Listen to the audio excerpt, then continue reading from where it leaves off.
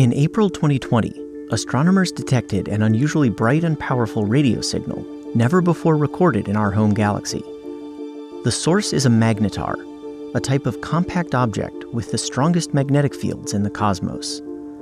Like pulsars and neutron stars, magnetars are the crushed cores left behind when a massive star explodes, but their super strong magnetic fields put them in a class by themselves.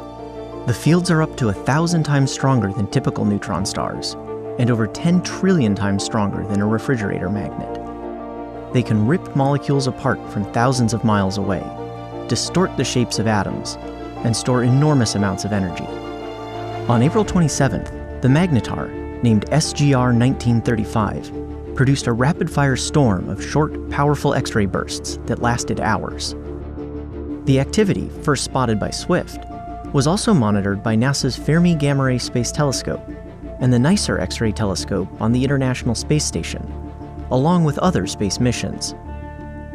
As the storm wound down early on April 28th, NICER recorded some 200 X-ray bursts in just 20 minutes. Later that day, SGR 1935 fired off another X-ray burst. This time, though, it was accompanied by something new, a powerful pulse of radio waves, lasting 1,000th of a second. CHIME, a radio telescope in British Columbia, led by several Canadian universities, discovered the signal and determined it came from the vicinity of SGR 1935. Another experiment, called STARE-2, and operated by Caltech and NASA's Jet Propulsion Laboratory, saw an even brighter signal at different radio wavelengths. Since 2007, astronomers have been trying to understand the sources of powerful millisecond radio signals called fast radio bursts, seen from other galaxies. Magnetars have been prominent suspects.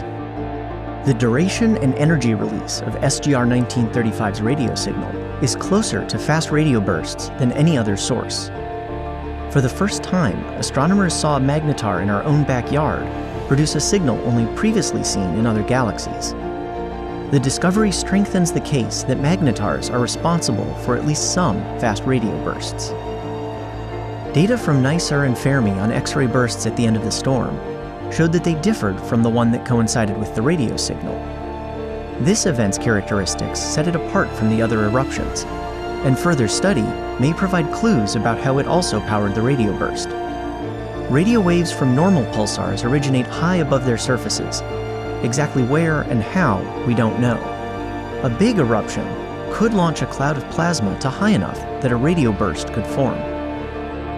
Never before have astronomers seen a fast radio burst so close to home. It's just one more reason to watch the skies and to keep tabs on the strongest magnets in the universe.